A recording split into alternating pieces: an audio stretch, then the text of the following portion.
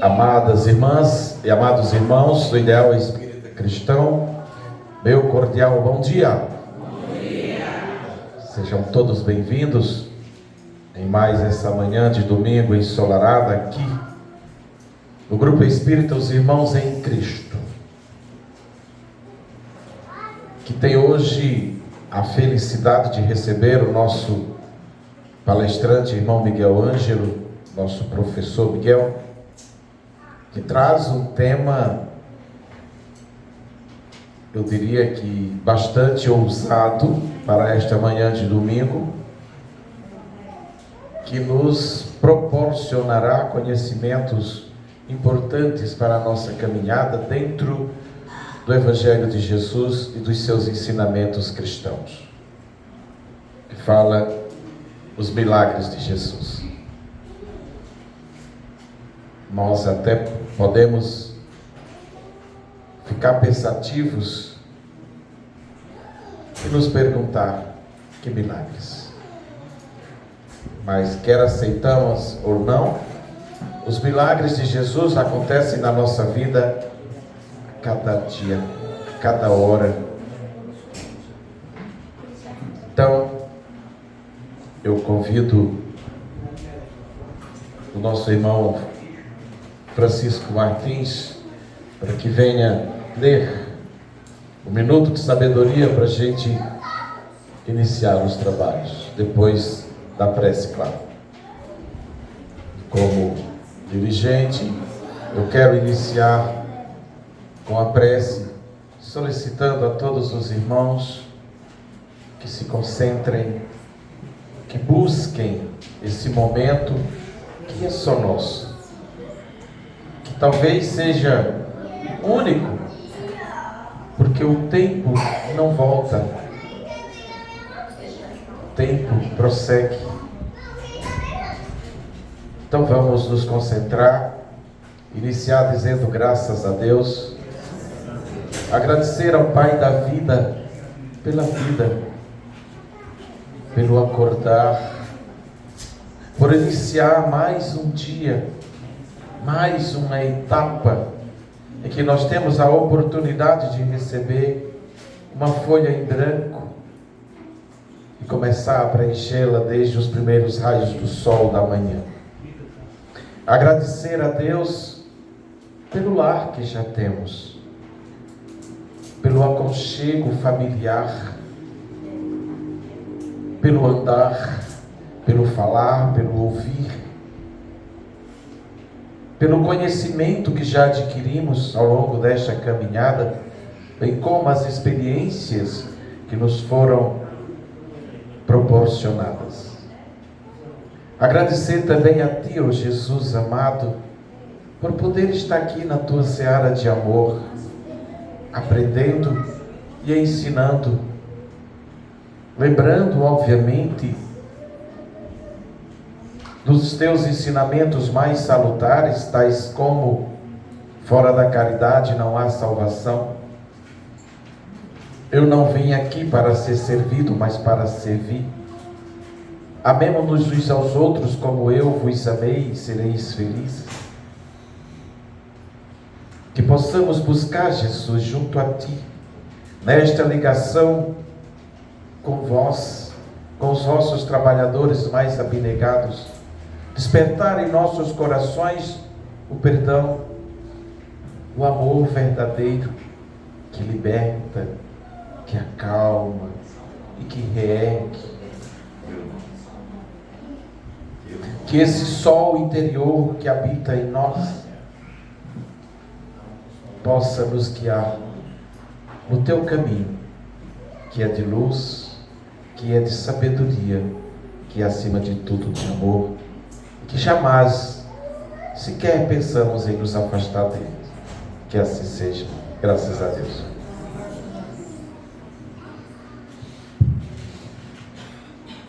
Não limite o poder de sua vida. Não pense que conseguirá tudo o que deseja em uma só existência, mas confie, porque a vida é eterna, infindável. Não pense também que, depois desta, irá iniciar uma vida diferente. Nada disso. Esta mesma vida é que continuará sempre. Portanto, procure aumentar os seus conhecimentos e aperfeiçoar-se, verificando como é rápido o momento atual, comparado com a eternidade. Graças a Deus.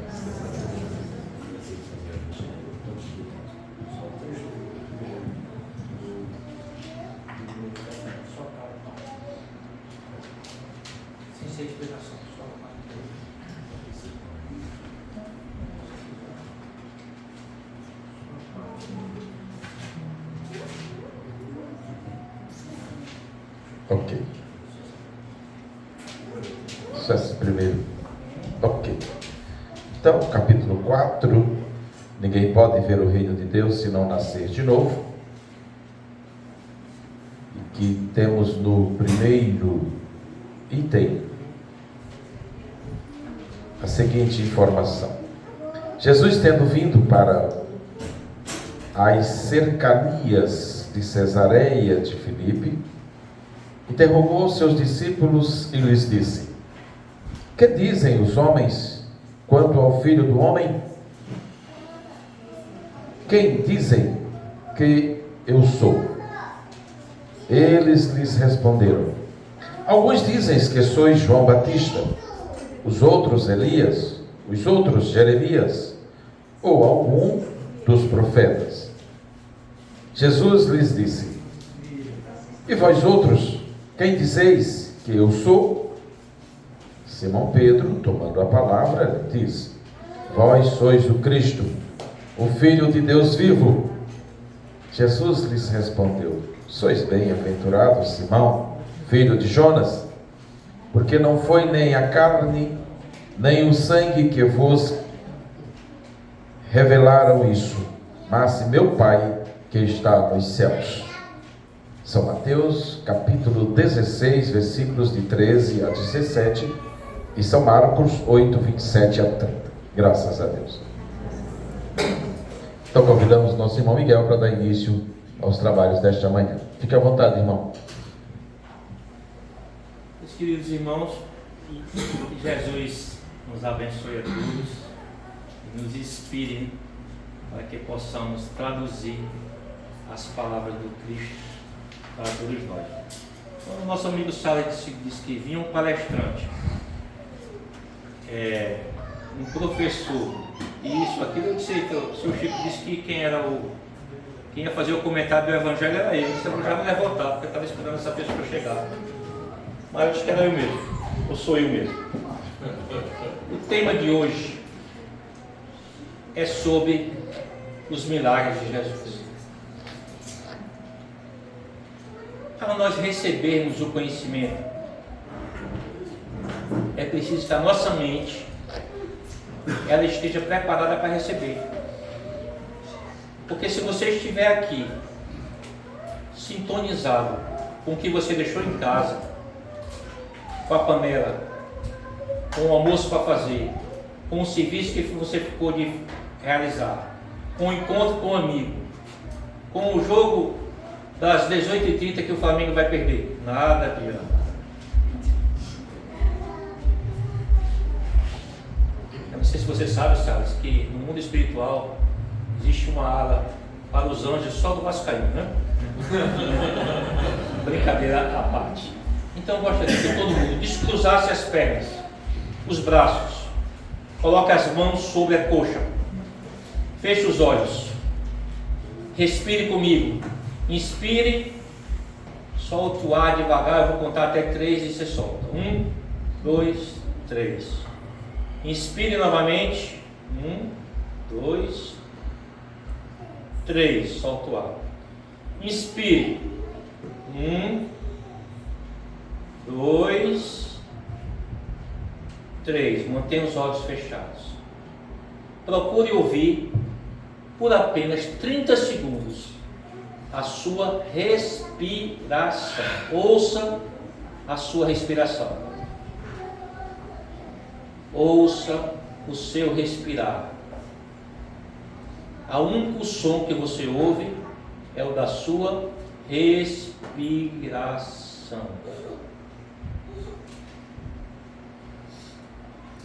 Ouça o seu respirar. É igual às ondas do mar. Vão e voltam. Inspire. Então o ar gelado entrando pelas suas narinas, percorrendo os seus pulmões. Inspire devagar. Pronto. Abra os olhos. Faça isso todo dia. Mude de faixa mental. Agora nós vamos ouvir o comentário de Jesus.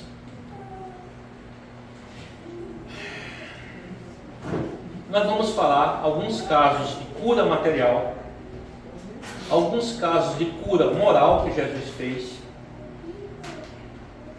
e alguns comentários de cura espiritual que ele fez.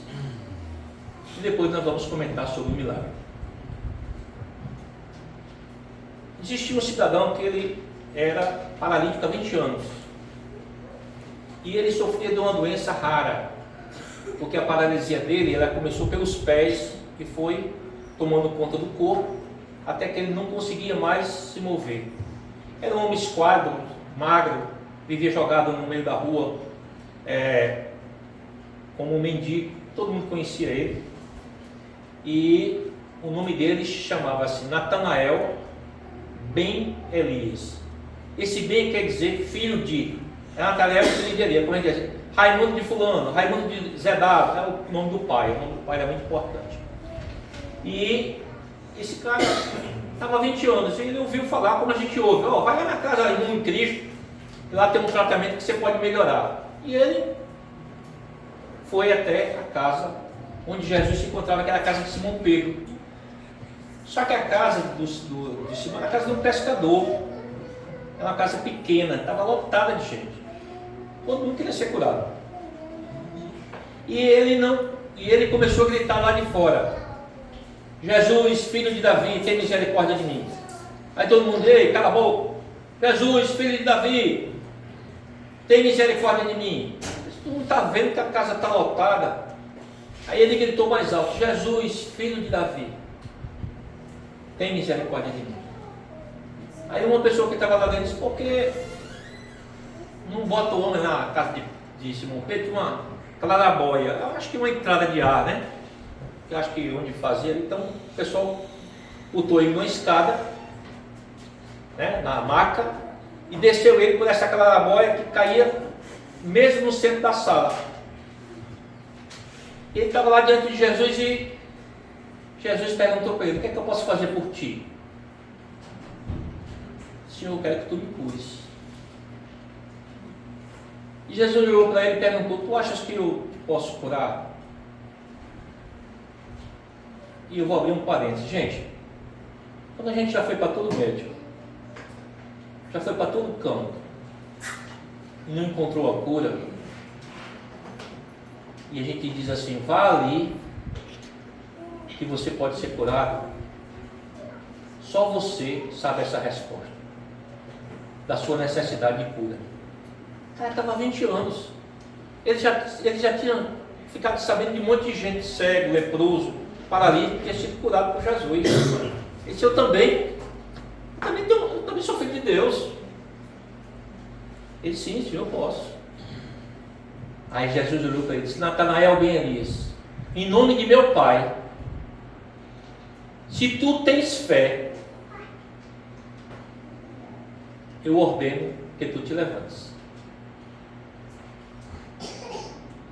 Gente, eu não sou da área de medicina, mas eu creio que uma pessoa 20 anos deitada em cima de uma cama, se ela for levantar um braço, o braço está enferrujado, porque você passa 2 horas deitado, sentado numa cadeira. Às vezes quando você vai levantar, você vai esticar as pernas, dar trabalho. Imagine 20 anos. Aí o cara deu uma mexida, conseguiu botar os braços assim, se apoiar e pá, caiu no chão.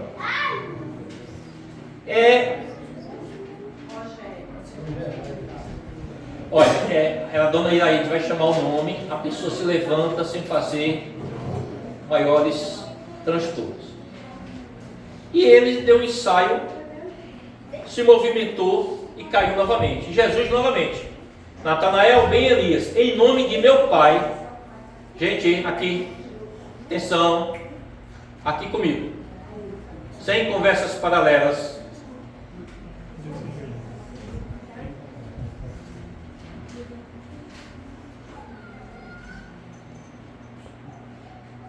Obrigado. E Jesus novamente olhou para ele e disse: Natanael, bem Elias, em nome de meu Pai, eu ordeno que tu se levantes. E dessa vez ele se levantou. E olhou para o corpo dele, estava curado. Ele olhou para Jesus e ele, você imagina, gente, passou 20 anos deitado. O que o senhor quer que eu faça? Vá aos doutores da lei e se apresente que você está curado. Por quê? Antigamente, na época do Cristo, qualquer mancha de pele que você tivesse, qualquer coisa que você tivesse de descamação da pele, o pessoal já suspeitava que era lepra. Imediatamente você ia para o templo, ela riscava seu nome do livro dos vivos, você era considerado como morto e expulsava você da cidade. Vai aos doutores da lei e te apresenta para tu ser colocado novamente no livro dos vivos. E ele foi. Jesus fez todos os trabalhos do dia, curou naquele dia, mas um leproso. Gente, a lepra, ela hoje tem menor quantidade, até está aparecendo novamente nos Estados Unidos. E ela é uma doença degenerativa porque cai parte da orelha, parte do nariz, parte dos lábios. Ela é contagiosa. A pessoa tem que, antigamente se isolava da sociedade, hoje você faz o tratamento em casa, você fica insensível à dor. E quando Jesus curava, ele reconstituía as partes do corpo que estavam degeneradas. Então o cara ficava como novo em folha, como se o carro tivesse batido e ele fosse para a oficina e saísse pintado novo, melhor ainda. E curou uma mulher cega. Uma mulher cega. E quando chegou lá, às tantas do dia, Pedro viu que Jesus estava cansado, tirou Jesus de lá e foi com ele para a praia. Sentou lá à beira do lago, praia não, do lago, né? Lago de Genezaré, que era um mar, né? E ele observou que Jesus chorava. Senhor, tu choras? Sim, Senhor, eu choro. Por que, Senhor? Porque eu não vim ao mundo curar feridas do corpo. Eu vim ao mundo curar feridas da alma. Não se remenda um pano velho com um pano novo. Quem é costureira sabe o que é que eu estou dizendo. Vai ficar destoante.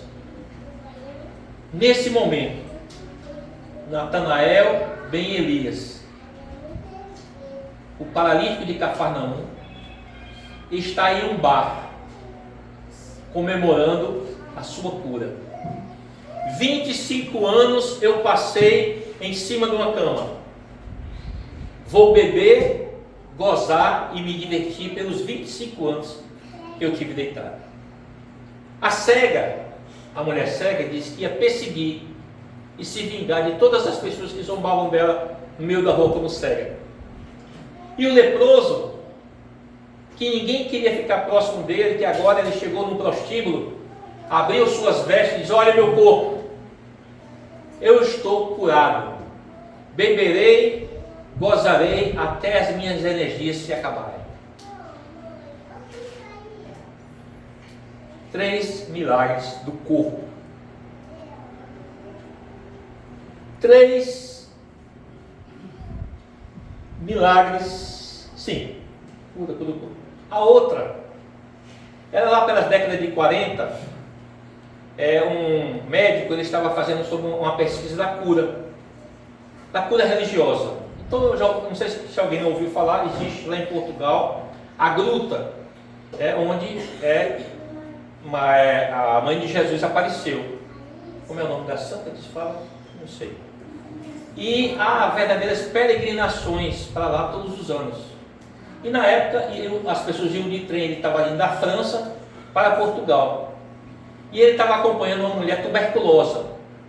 num alto grau de tuberculose, já na fase final. E ele foi com ela num trem, um projeto de pesquisa do médico. Quando lá chegando, ela foi retirada do trem, com outras pessoas, colocada numa maca. E as pessoas que tinham um estado mais grave de saúde eram colocadas mais próximas da imagem, porque tem uma missa lá. E antes de começar a missa, o médico, né, ele mediu a temperatura, auscultou os pulmões, viu a aparência dela, alto grau de febre, já a hematose, para a gente ser mais claro, é cuspindo sangue, vomitando sangue. Muito debilitada, talvez ela não passasse daquela noite. Começou a missa. E teve uma hora lá que o padre disse assim: olhe para a santa e peça a sua cura.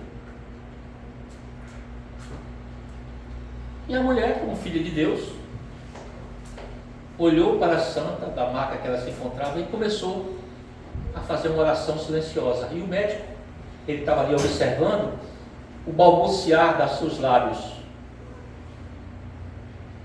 E ele começou a ver, alguns minutos após, a pele dela, que estava pálida, começou a ficar rosada.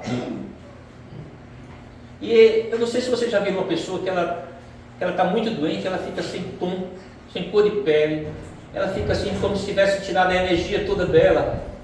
E ele começou a sentir dela uma certa vitalidade. Terminou a missa. Ele olhou, mediu a temperatura dela, normal. Auscultou os pulmões. Não viu mais nenhuma identificação, olhou de novo, mediu a temperatura e perguntou para ela: como é que a senhora está se sentindo? Bem. O que foi que a senhora pediu na hora que a senhora estava olhando para a santa e balbuciando aquelas palavras? Eu pedi a ela que ela fizesse de mim o que ela achasse melhor. Se ela quisesse me devolver a vida, eu aceitaria. Mas se também ela quisesse me levar, eu estava pronto. 3 casos de cura material. 3 casos de cura espiritual. 2 casos. Um filho de Jairo. Não era nem uma figura importante da época, mas o filho dele era chamado endemoniado. Endemoniado, gente, porque demônio, na época de Jesus era considerado o demônio mau e o demônio bom. O espírito mau e o espírito bom. Certo? O espírito mau e o espírito bom. E o filho de Jairo, ora caía na água, ora caía no fogo. Era uma criança, mas era uma criança que estava perturbada espiritualmente. E os discípulos tentaram curar aquela criança, mas não conseguiram. E Jairo foi falar com Jesus: Senhor, cura meu filho. Ora cai na água, ora cai no fogo, e teus discípulos não conseguiram curar. E Jesus ordenou ao espírito imundo: afasta-te dessa criança. A criança estremeceu, o espírito saiu e o menino ficou bom. E depois os discípulos perguntaram: Senhor, por que nós também não podemos curar? Para determinados tipos de caixas de espírito é preciso jejum e oração, ou seja, é preciso ter um amor verdadeiro. O outro foi quando Jesus foi numa cidade e passou por um cemitério. E lá tinha um homem que morava dentro do cemitério. Assim, um homem de 30 e poucos anos lá, endemoniado também. E ele gritou: Jesus, é que tu vindes, afasta-te de nós. Nós não somos só um, nós somos falange. Ou seja, junto com aquele irmão que estava endemoniado, existia uma falange de espíritos. E Jesus olhou para aquele homem que vivia numa condição animalesca e determinou que aqueles espíritos deixassem de perturbar ele. E os espíritos saíram em bando, e diz, né, que passava quando eu estudava, eu me lembrava, grupo coletivo de porco. Oi? Não. Alvara. Que é um grupo de porcos, 2.000 porcos estavam passando lá, e os porcos se agitaram, saíram correndo feito doido e se jogaram no precipício. E Jesus foi acusado de ter jogado os espíritos imundos em cima dos porcos. Por isso que algumas religiões não se come o porco, porque é a carne impura. E o homem que foi curado por Jesus pediu para acompanhar Jesus. E Jesus disse: não, tu ficas aí, e mais tarde eu vou te utilizar. Segunda cura. Bom, a outra cura, vamos falar da cura moral. Porque Jesus não só cura o corpo, nem expulsa os espíritos, mas ele cura o desvio moral que muitas vezes nós temos. Uma das curas que mais eu sou fã é de Maria de Magdala, a prostituta. Porque ela não era uma prostituta qualquer. Ela era uma prostituta de luxo. Gente, na época de Jesus existia mais homem do que mulher. Eu acho que era 10 homens para uma mulher. Hoje existem 50 mulheres para um homem. Então a mulher, além de ela ser prostituta, ela era bonita e rica. Então todos os dias ela abria o seu palácio. Não era um prostíbulo, era o seu palácio. As pessoas já depositavam antecipada a quantia de ouro, joias para ela. E naquela noite ela escolhia o homem que ela deveria se deitar. Existiu uma novela brasileira que retratou isso aqui numa região de Minas Gerais.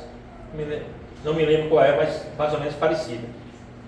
E certo dia ela viajava com um centurião romano e foi abordada para que alguém lhe pedia esmola. E ela abriu a cortina da carruagem, né? E ele disse: senhora, me empresta 2 denários. Eu estou indo encontrar o Messias. Se o Messias, sim, eu sou leproso. E ele cura as pessoas e eu quero que ele me cure. O dinheiro é para a viagem. Ela pegou 2 moedas, jogou ao chão.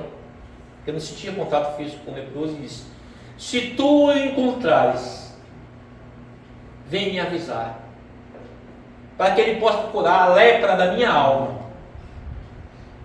E foi embora. O homem foi, viajou, procurou, encontrou Jesus, foi curado e cumpriu a promessa. Chegou lá na casa da prostituta e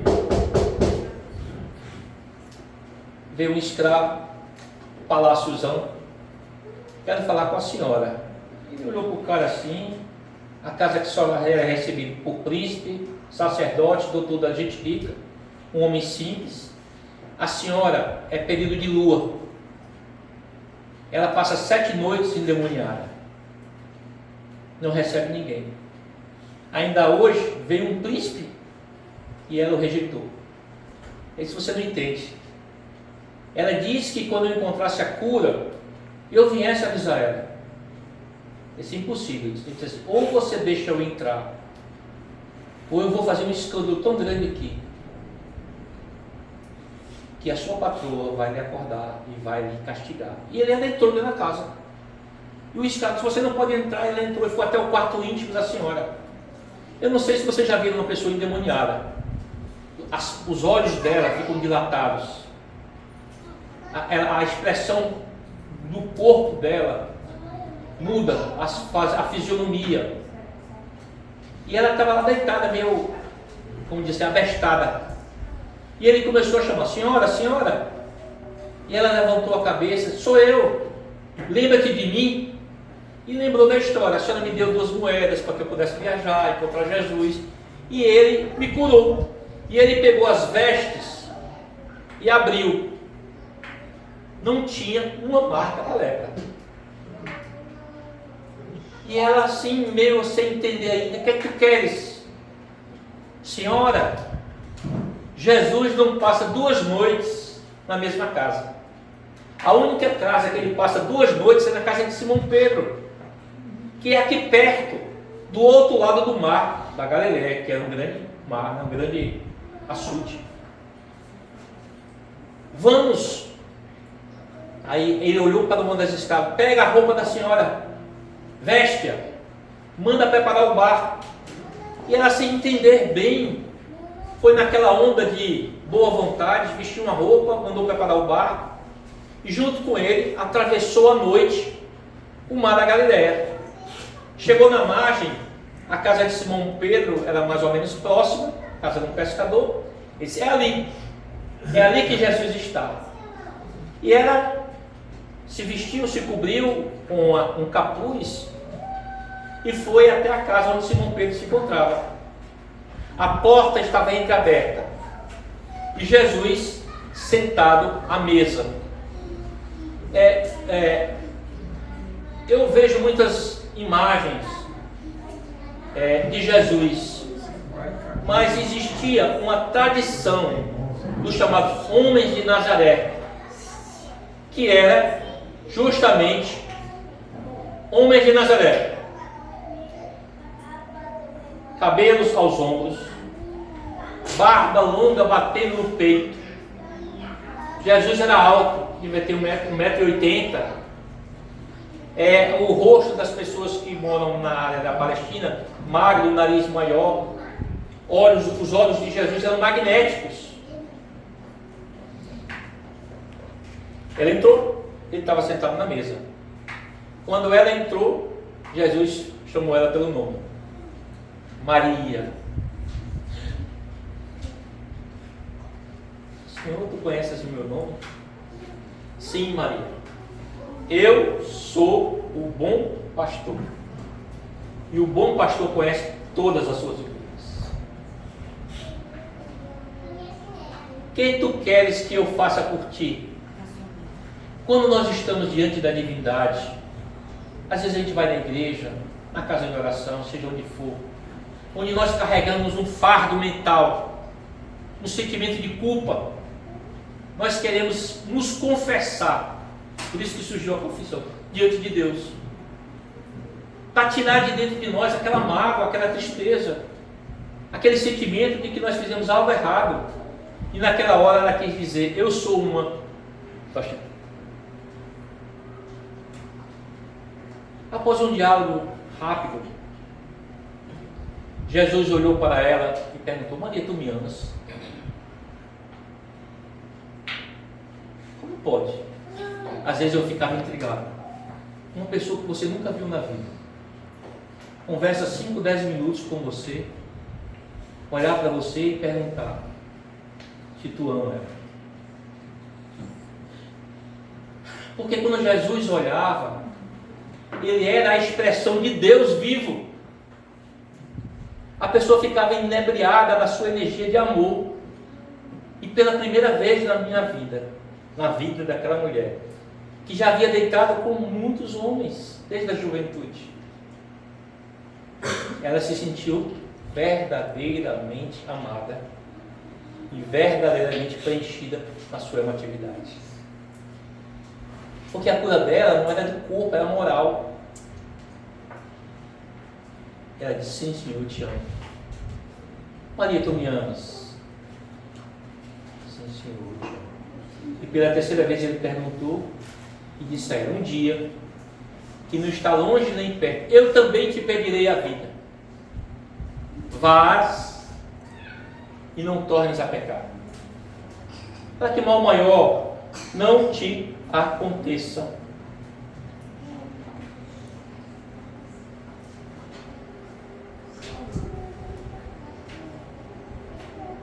Quando Jesus olhou para ele de Cafarnaum, ele disse assim: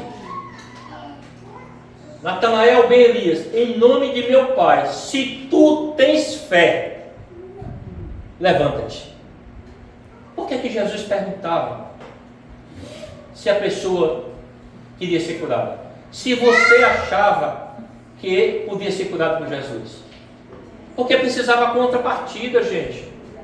Só existe a ligação da energia. A energia está lá, mas você tem que vir com a tomada adaptada àquele local e conectar com ela. Se você não fizer isso, a energia não sai correndo atrás de você e dizer: vem aqui. Você tem que conectar. Você precisava dizer o sim. E eu vou contar o último caso de cura. Uma mulher com metástase no osso, no fígado, no pâncreas, no intestino. Metástase, eu não sei bem explicar como todos os órgãos, eles estão afetados pelo câncer, eles já estão num estado assim ou seja, a doença está tomando conta do corpo. E ela foi consultar o médico, levou todos os exames e perguntou: e aí, doutor, como é que eu estou? E ele disse assim: olha, você veio tarde demais.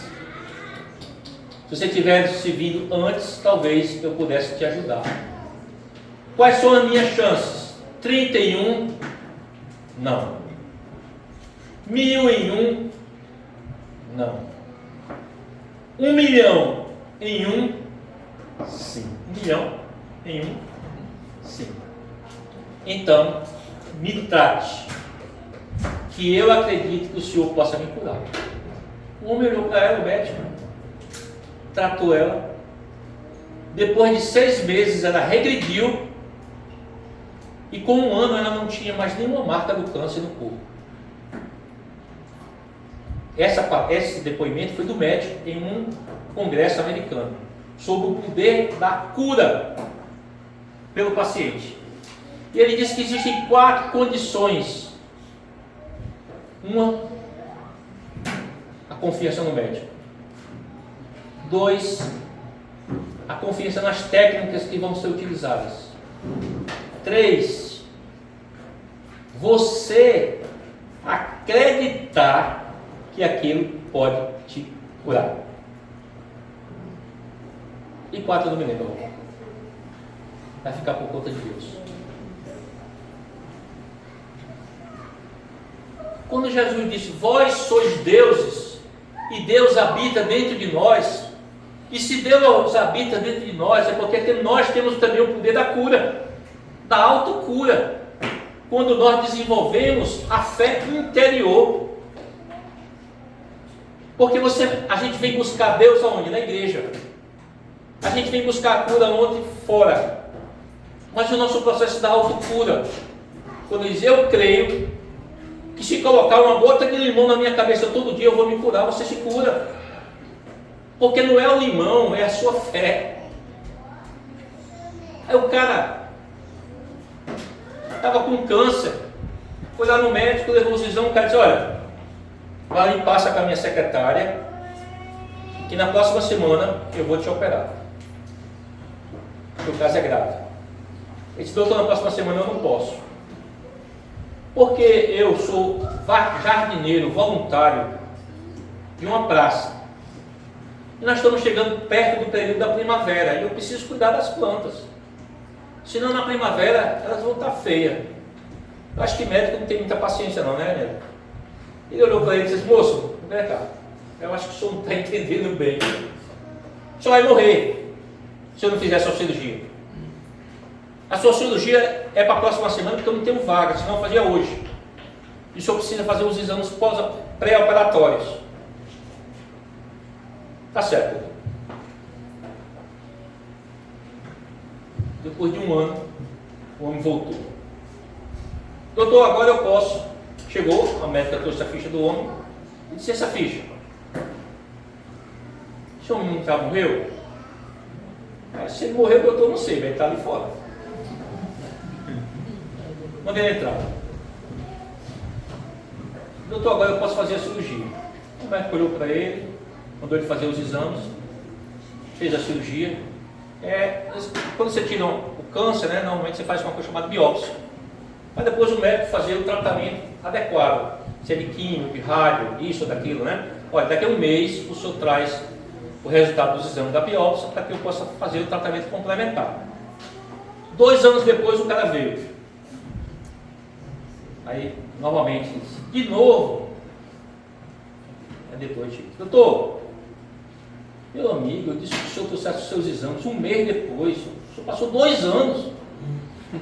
Esse é o doutor que veio aqui para perguntar ao senhor o que é que eu precisava fazer mesmo, que o senhor disse que eu me esqueci. Aí o médico pegou e disse: espera aí, me conte sua história.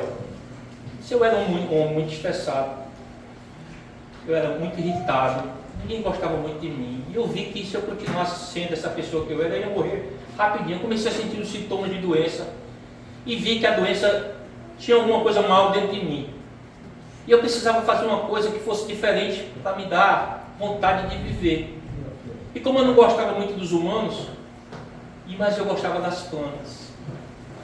E eu fui cuidar de um jardim como voluntário das rosas. E conversava com elas todos os dias, cuidava delas. Cuidava, adubava, podava. E isso me deu uma coisa chamada alegria de viver. Eu mudei, comecei a sorrir. O dia era para minhas rosas e a noite para que passasse logo, para que eu possa voltar ao encontro delas.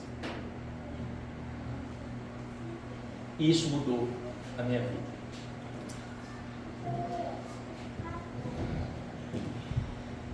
Eu recebi uma frase, texto. Qual é a mangueira que dá fruto para ela mesma comer? Ela produz uma vida inteira doando frutos para as pessoas. Qual é a rosa que sente o cheiro do próprio perfume? Ela obedece o seu ciclo para que as outras pessoas a vejam e exalem o seu perfume. Qual é o pintor que ele se satisfaz da própria pintura? Ele faz para que a sua obra possa criar emotividade na vida das outras pessoas. Então, o nosso viver é como o da mangueira, é como o da rosa. O rio, ele não bebe a própria água, mas ele distribui a água para a coletividade. Somos nós. A melhor maneira de nós encontrarmos o equilíbrio é quando nós doamos a nossa vida para a vida das outras pessoas. É quando a nossa vida, ela é como uma mangueira. Mas eu só dou. Eu também preciso do alimento de Deus. Do alimento que vem de Deus. Quem é mãe aqui?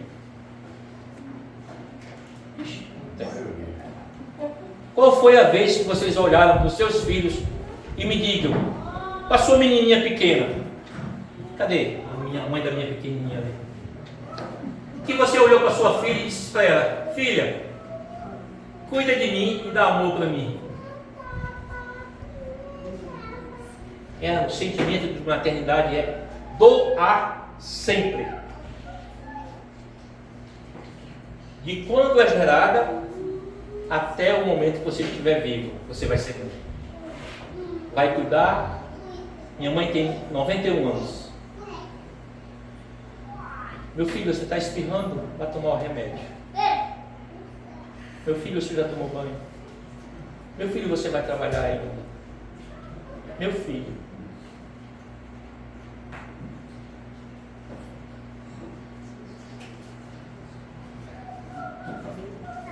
...91 anos de doação. E hoje sou eu que cuido dela. Brigo com ela todo dia. Mas o tema é sobre milagres. O milagre é aquilo que a gente não compreende. Mas nós precisamos crer que Deus pode mudar aquilo que o homem não muda. Ninguém pode tirar sua esperança de viver. Ninguém pode tirar sua esperança de ser curado. Ninguém pode tirar ou dizer a você que é impossível. Porque o que o homem não faz, Deus faz.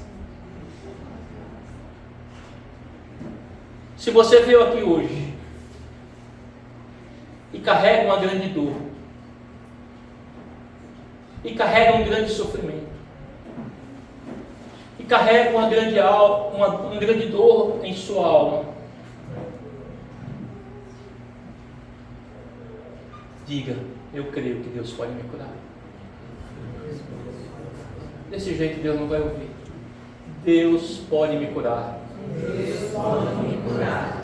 Agora com força. Deus pode me curar. Deus pode me curar. Eu creio. Eu creio. Eu recebo. Eu recebo. Se você não disser isso para você todo dia, gente. Se você não precisar dizer isso todos os dias, as pessoas vão matar a sua fé. Porque não é a casa, não é o irmão em Cristo, não é a igreja católica protestante, não é seu Chico, não é seu Sala, não é Miguel. É a energia da fé que tem dentro de você. 4 dons Jesus prescreveu: ide pregai, ide curai, ide e expulsai os demônios, ide e levantai os mortos. A todos nós, flamenguistas, vascaínos, cristãos, islâmicos, protestantes, não importa quem, se você tiver uma centelha de Deus dentro de você, que nós temos, você é um mensageiro de Deus. E sabe por que Deus vai curar você? Mesmo a gente sendo imperfeito, para que você testemunhe, vá aos doutores da lei, aos homens do mundo, e diz: Jesus me curou. Eu vou terminar, porque esse sala está tão inquieto. E eu vou dizer a ele o seguinte: meu filho, 1 ano e 6 meses entrou em coma. Eu fui ao quarto dele, tinha chegado do templo, da casa, e eu fui ao quarto dele, e o Espírito disse para mim assim: seu filho vai morrer hoje. E eu disse assim: mas rapaz, como é que você diz isso com o pai?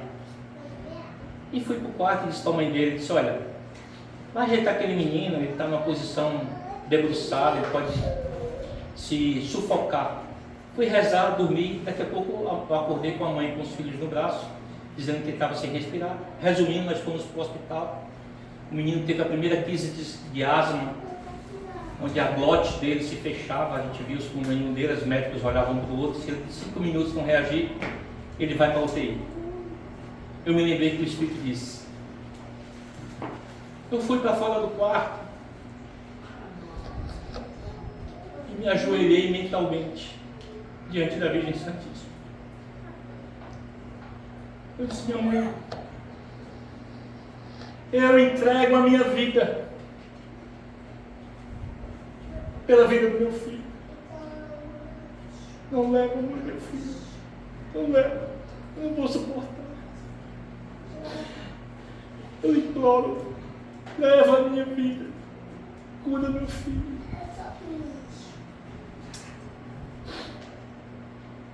Eu voltei para o quarto. Ele tinha melhorado. Hoje meu filho tem 36 anos. Por isso que eu digo que eu já morri, Santos. No dia que eu entreguei a minha vida, a Virgem Santíssima pela vida do meu filho. E todos os anos, quando ele faz aniversário, eu digo: meu filho, seja um homem bom. Porque quem te curou foi a mãe de Jesus. Uma prece ungida de amor, ela faz com que os exércitos dos anjos desçam para sua casa. Muita paz.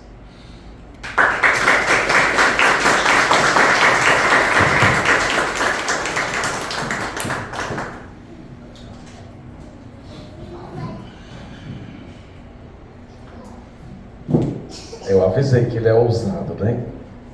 Que bom, que é uma ousadia que nos traz conhecimento, nos traz emoção. Nos revela que os milagres de Jesus alimentam o homem como um todo. Alimenta a fé, a esperança, a humildade, a simplicidade, a caridade e, acima de tudo, o amor. Isso sem se falar no perdão, que é a mola mestra da nossa vida.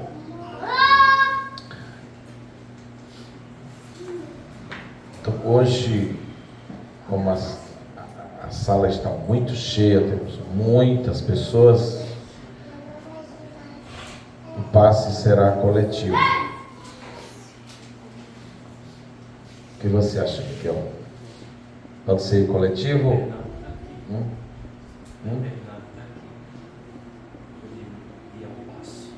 Frei pode guiar?